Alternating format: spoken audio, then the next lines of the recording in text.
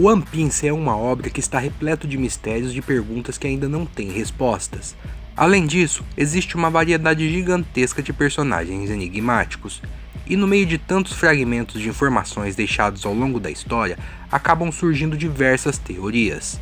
Algumas muito interessantes e outras totalmente malucas. Então, nesse vídeo eu vou apresentar 5 teorias que vão fazer com que você veja a história de Luffy e seus companheiros por uma perspectiva totalmente diferente. Mas antes de mais nada, já deixa um like e já faz a sua inscrição, assim você ajuda muito no crescimento do canal. E agora, sem mais enrolações, vamos para o vídeo. Começando com Barba Negra e Akuma no Mi modelo Cerbero.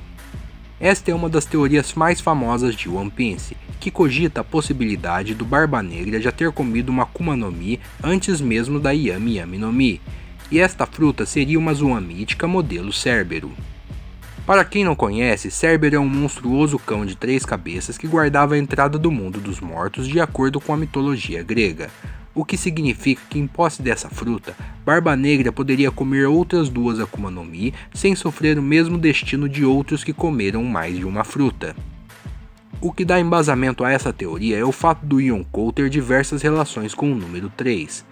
Desde sua bandeira pirata, que apresenta 3 crânios posicionados de maneira conjunta, até as suas 3 pistolas na cintura, ou mesmo as 3 cicatrizes deixadas em Shanks. Barba Negra já possui uma Lugia e uma Paramécia, então faltaria apenas uma Zoan para completar todos os modelos de Akuma no Mi.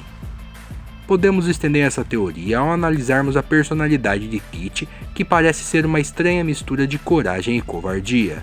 Em um momento, Barba Negra aparenta ser um estrategista corajoso e inteligente, e no momento seguinte ele se comporta como um covarde, se preocupando apenas em salvar sua própria vida. Acredita-se que Tite tenha 3 diferentes personalidades, uma completamente diferente da outra, e dependendo do contexto, uma dessas personalidades acaba aflorando e tomando o controle da situação.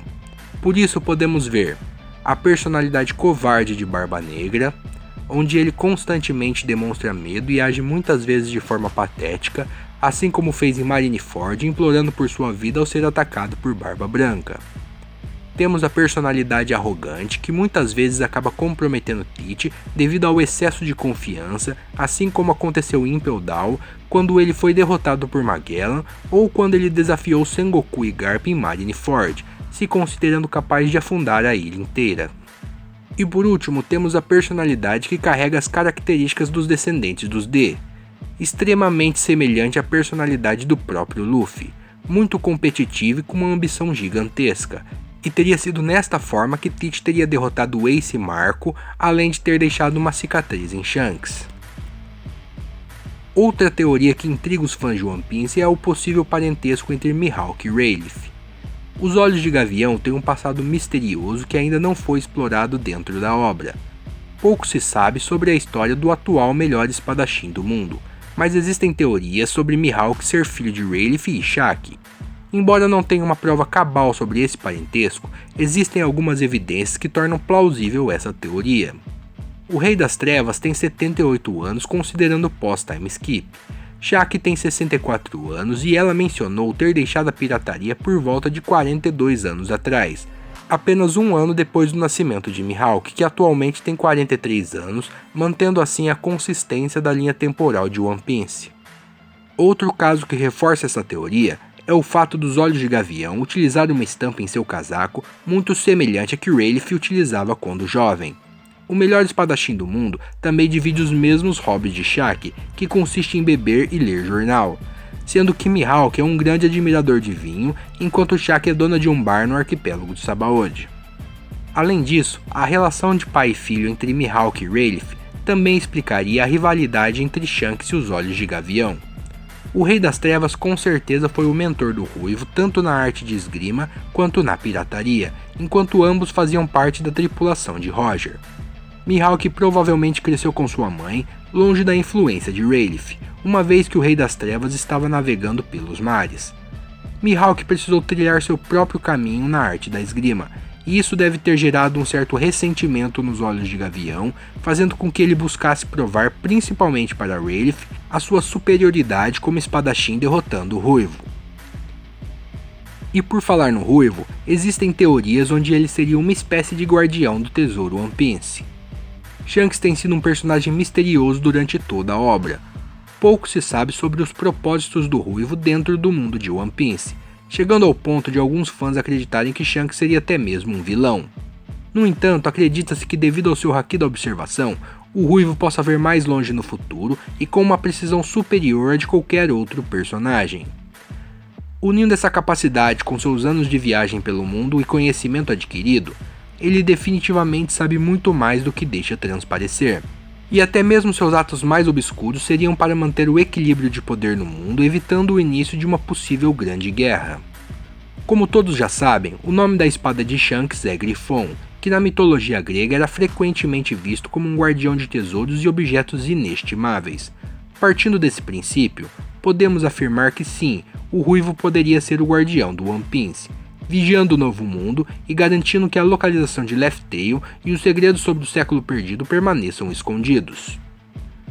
Continuando, temos a teoria do propósito herdado, que é possivelmente a teoria de One Piece mais completa até o momento, com conexões que podem amarrar diversas pontas soltas dentro da obra, além de explicar o motivo pelo qual existe tanto alarde por parte do governo mundial em relação à descoberta do tesouro One Piece. E essa teoria sugere que o One Piece seria um projeto desenvolvido pelo Reino Antigo que envolveria o uso das armas ancestrais para destruir a Red Line, que é uma montanha gigantesca em volta de todo o mundo. Essa destruição uniria a Grand Line, o Calm Belt e todos os 4 oceanos, criando assim o lendário All Blue. No entanto, após Roger chegar em Laugh Tale e conhecer toda a verdade sobre o século perdido, ele entendeu que não conseguiria cumprir esse objetivo devido ao pouco tempo de vida que lhe restava. Então o rei dos piratas se entregou à marinha e, antes de ser executado, com suas últimas palavras, incentivou multidões a procurarem seus tesouros, iniciando assim a grande era dos piratas. Desta forma, no futuro, alguém iria herdar seus propósitos. Se repararmos na história, percebemos que os desejos e sonhos do passado que não foram concretizados eventualmente são herdados por alguém no futuro. Um bom exemplo disso foi a promessa feita entre Noland e Calgara, que prometeram se encontrar algum dia no futuro. Calgara continuou tocando o sino dourado para que seu amigo não se perdesse no caminho, mas infelizmente o destino decidiu mandar parte da ilha de Jaya a 10 mil metros no céu.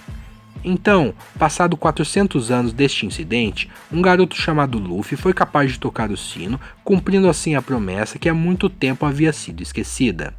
Temos diversos outros exemplos disso dentro da obra, como Chopper herdando a vontade do Dr. Hiluluke ou Sanji herdando a vontade de Zeff. Mas quem finalmente herdou a vontade de Roger foi Luffy. Existem muitas evidências dentro da obra que embasam essa teoria, e a mais consistente delas está no capítulo 610, onde a sereia Madame Shirley teve uma visão prevendo que uma pessoa com chapéu de palha destruiria a Ilha dos Homens-Peixe. E esse fato está diretamente relacionado com a teoria, porque a Red Line está bem acima da Ilha dos Tritões. Então, se a Red Line for destruída, consequentemente a Ilha dos Tritões será destruída também. Isso significa que todos os Homens-Peixe finalmente se mudariam para a superfície, concretizando a promessa feita por Joy Boy e iniciando uma nova era de coexistência entre humanos e tritões. Além disso, com a destruição da Red Line, muitos objetivos dos membros da tripulação de Luffy serão atingidos. Frank irá conseguir construir um navio que dará a volta ao mundo, Brook reencontrará Laboon, Robin irá descobrir a verdade sobre o século perdido, Nami irá fazer um mapa de todo o mundo, Sanji finalmente encontrará o All Blue e o Luffy seria a pessoa mais livre dos mares. Agora, uma teoria interessante e que seria uma grande surpresa é o fato de Monkey D. Dragon ter sido um marinheiro no passado, podendo até mesmo ter alcançado o posto de almirante. Garp, considerado um herói lendário da marinha, sempre desejou que seu neto Luffy se tornasse um marinheiro. Seria natural ele desejar o mesmo ao seu filho. Provavelmente, Dragon deve ter seguido os passos de Garp e criado uma imagem perfeita do que seria tanto a marinha quanto o governo mundial, baseado em todas as histórias maravilhosas que ouviu sobre seu pai, subindo na escala hierárquica até chegar ao posto de almirante, superando até mesmo Garp, que nunca alcançou tal posição por escolha própria. Entretanto, após descobrir todas as atrocidades cometidas pelo governo mundial, Dragon decidiu deixar a marinha e após o incidente de Ohara, ele acabou criando o exército revolucionário na intenção de mudar o mundo e todo o sistema de corrupção, violência e discriminação impostas pelo governo mundial, abrindo mão de conviver com seu próprio filho para atingir seu objetivo. Oda é bastante famoso por incorporar mitos e lendas em sua obra, e isso pode ser usado como base para essa teoria. Existe uma lenda que parece uma variação do conto de Momotaro e que representaria o passado de Dragon. A lenda fala sobre um rei que seria o governo mundial com 4 servos leais que seriam os marinheiros. Um desses servos tinha a forma de um pássaro, outro a forma de um cachorro e outro ainda a forma de um fazão e por último um servo com a forma de um macaco.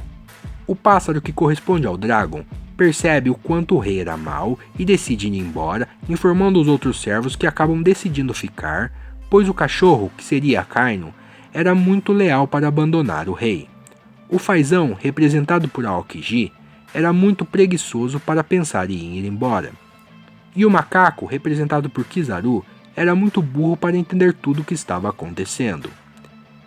Existe uma semelhança muito grande entre os animais dessa lenda e os almirantes da marinha, principalmente por causa da personalidade e das atitudes que correspondem muito bem a Akainu, Aokiji e Kizaru. E esse foi o vídeo de hoje. Se você gostou, já deixa um like, se inscreve no canal, aproveita para deixar nos comentários qual teoria você acha que tem mais chances de acontecer, e caso você queira saber mais sobre alguma teoria específica, pode deixar nos comentários. Isso é tudo por hoje e até o próximo vídeo.